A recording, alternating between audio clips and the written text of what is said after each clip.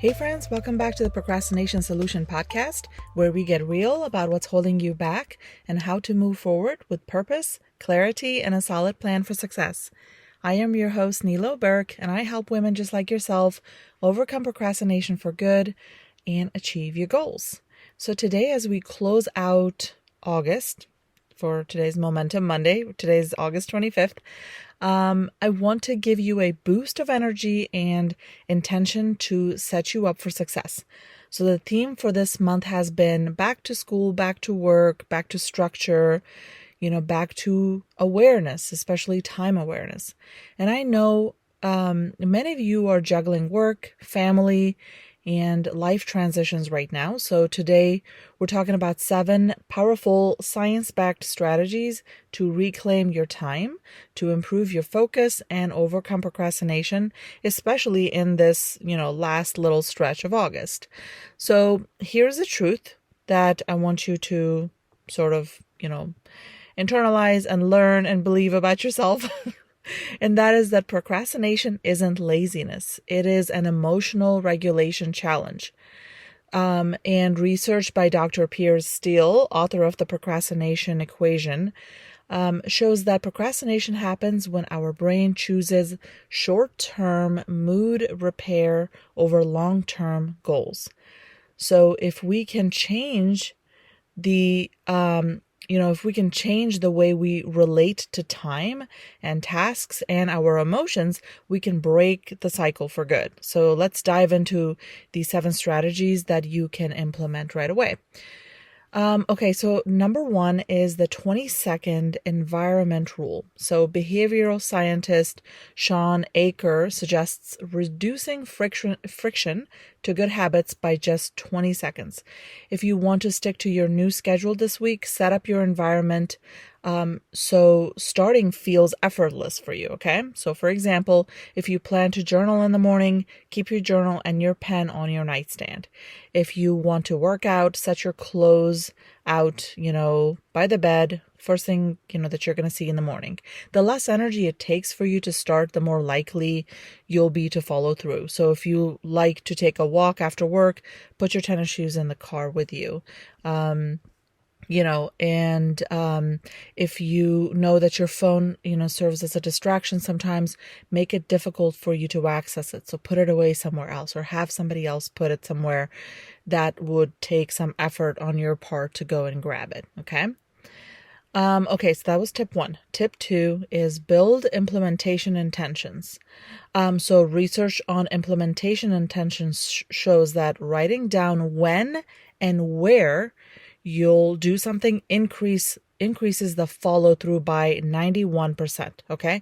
So don't just say, I'll organize my schedule. Say, for example, on Tuesday at 9 a.m., I will spend 20 minutes planning my week at my kitchen table. Right. So be very, very specific. So that's specificity hacks your brain into making the task real and non-negotiable. Right.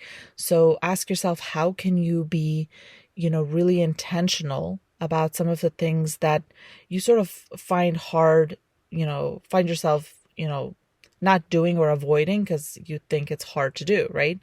So make a list of those things, even start with 2 or 3 items and then write down the when and the where. Right. So if it is workout, if it is planning for the week in any way, if it is meal prep, you write down when and where you'll do it, right? That will increase your follow through. That will increase your chances of success.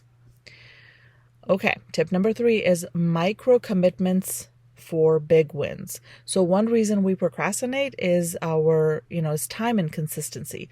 Our brain favors immediate reward over future ones, right? So that's the instant gratification for you. I know I'm dealing with instant gratification with, my kids. They're little, so they want something right away. So instead of committing to, for example, like a 2-hour task, start with a 5-minute micro commitment.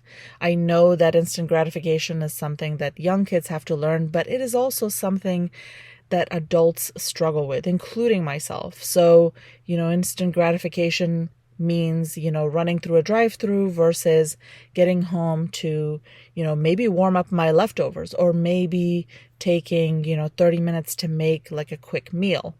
That is something that, we adults also struggle with. And that's just one of many examples.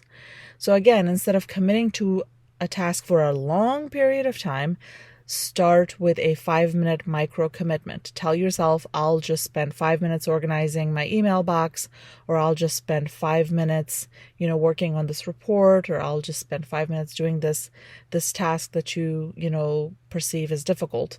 And most of the time, you'll just keep going. You'll just keep doing it, because momentum builds once you start, and that's what's beautiful. And if you don't believe me, just give it a try. Okay? Because I didn't believe this either. I didn't even know momentum was a thing when it came to,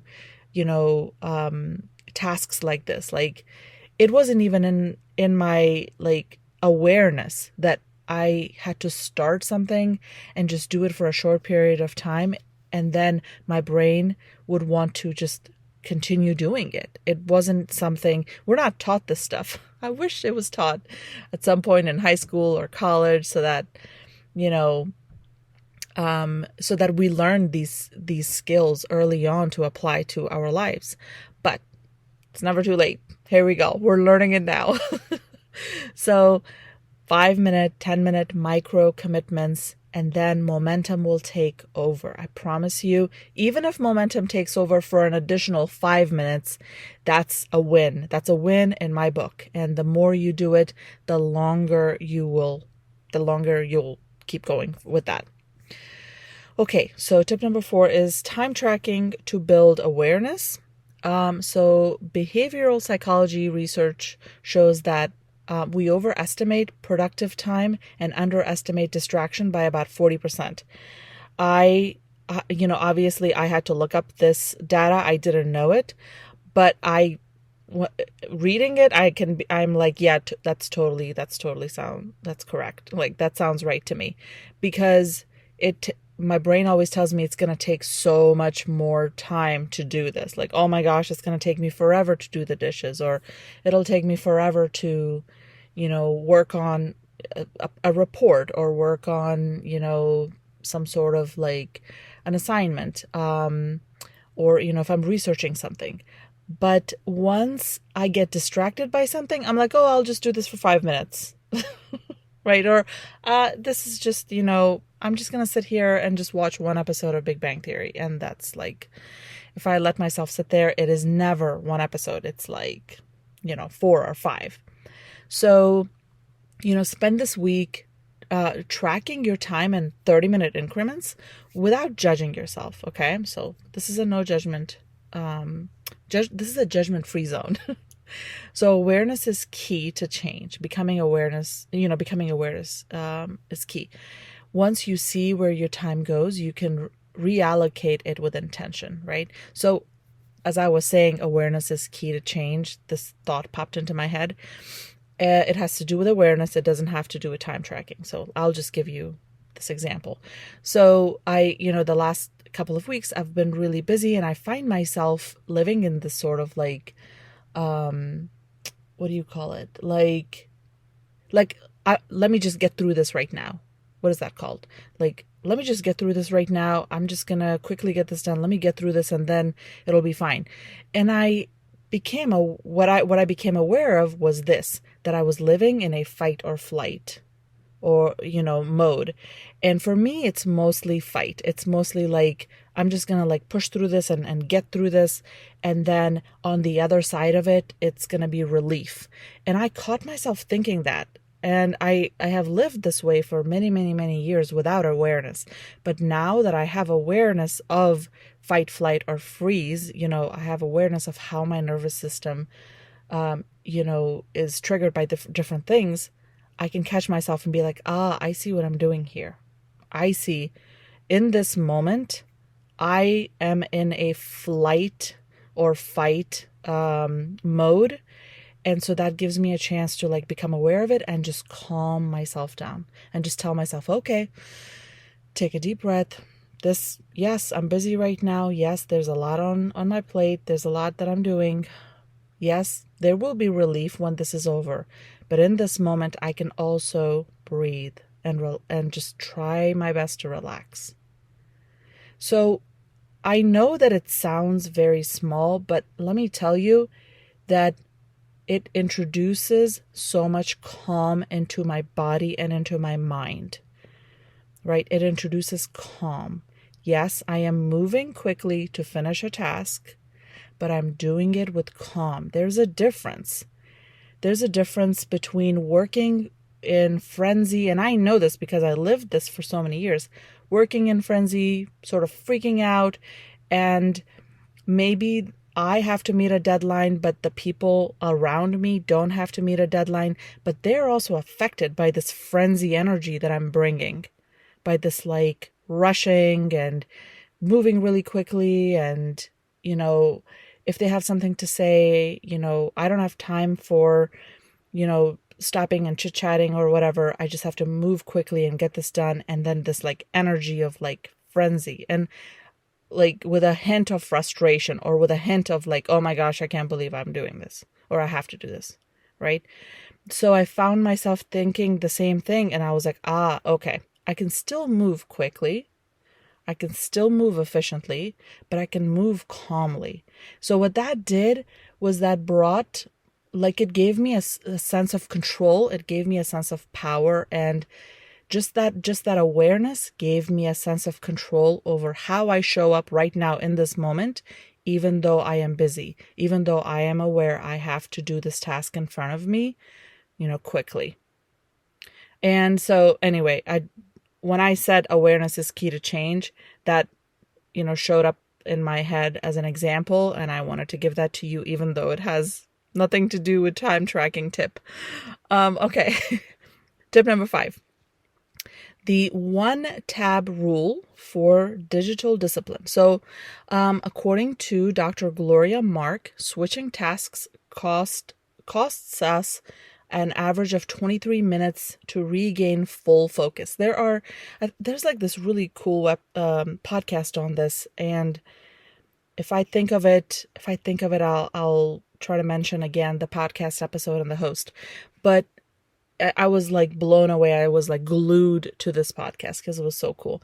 But switching tasks, costs us time, an average of 23 minutes to regain full focus. So if you want to manage your time better this week, try the 1-tab rule. Close all other unnecessary tabs and keep only what you're working on. So use on the computer, for example, use a site blocker if you need to, right?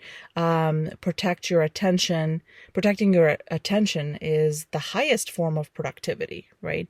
And, if you don't want to use any sort of site blockers, I understand. I'm not a super, big fan of any sort of like apps that block my apps. So what I do is I simplify things. So if I'm working on the computer, then you can just have like one tab open and like close the other tabs, right? And, if you need to have 2 different tabs open, maybe you have like a tablet that you can have another like page or reference page open, because sometimes you need to switch between 2 screens, and I get that, right? So maybe you can have a tablet or a different computer to have the other screen open, but as long as it's like working on the same task, basically, right? So if you're a student and you're working on, a research paper for your psychology class, and then you're also doing like math homework for your math class, that is what I mean by tab switching, like or task switching. Those are 2 different things that you're working on, and your efficiency drops when you are forcing yourself to do both things at once.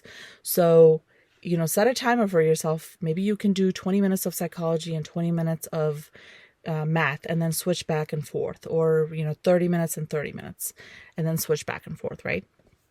Okay, tip number 6 is harness the power of temporal landmarks. Okay, so behavioral scientists call this the fresh start effect. So use this last week of August as your temporal landmark, a mental clean slate.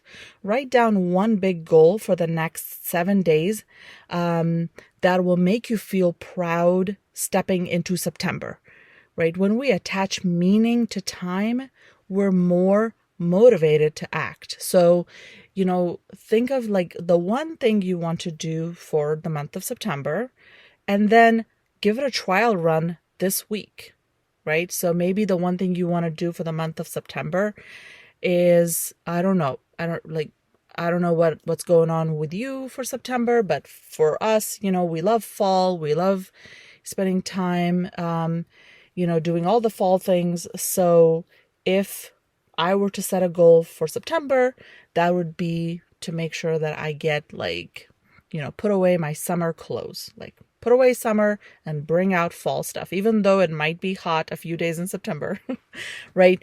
And so this that change of season, signals, or that, the change in our routine sort of, signals the season as well, because we're entering into September. So for me, the one thing would be to put away summer stuff, right? So I could start that this week and gather, swimsuits and put it in a box to put away, or gather shorts and tank tops that we won't really be wearing into September, after September, and then just put it away. It might be something different for you, right? So whatever your goal is for September, give it a trial run this last week of August to see, how that affects or how that sticks to your brain. And, this is one way that you're attaching meaning to your time. Okay. And then tip number 7 is naming the feeling instead of numbing it. This is so, so, so important. This is so important. I do this with my kids also, because obviously they don't know how to name their feelings, right? And that's okay. I'm teaching them, right? So if they're feeling upset, if they're feeling disappointed or sad or angry, I don't just walk them into that emotion. But I'm like, I see you're disappointed. So if my daughter this evening, she wanted ice cream. They always want either ice cream, or they want to stop at the gas station and get, a big thing of the big cups of icy. And I'm like, it's too late. It's too late in the evening. It's a school night. We can't have that much sugar in our body, And so then, she being little, she's upset. And I'm like, I know you're disappointed. I understand you're upset. I get it. So do the same thing with yourself. That helps you to be in tune with your body. You're listening to yourself. You're being more understanding with yourself. So when you listen to how you are feeling, that helps you build that self-trust. And that in turn allows you to feel that emotion instead of numbing it, right? So, this is something that is so important, just naming the emotion, naming the feeling, that instead of numbing it, that, there's probably so many books written on it, obviously. I haven't read them all, but it's something that I have practiced on my own a little bit, at a time. And then I'm, practicing with my kids to teach them, to name your emotion and to feel it and to allow it to be there and to say, it's okay. It's okay to be upset. It's okay to be angry. When it comes to anger, I tell them it's not okay to act on anger. You don't get to push or hit. It's okay to be angry and frustrated, but we don't get to push or hit our sibling or throw things. We come and we cry to mama or dad. We, process it different ways. So there you have it. 7 science-backed strategies you can implement this week to build momentum as our month of August comes to a close. These aren't about perfection.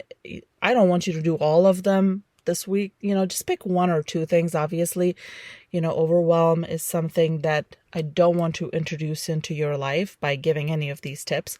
Pick, 1 or 2, anything that resonates with you, and just do that, and try another tip a different week. So I hope that you found this helpful, and please let me know which one you end up choosing and how it makes a difference for you. I would absolutely love to know. I hope you all have a wonderful week, and I'll talk to you later. Bye!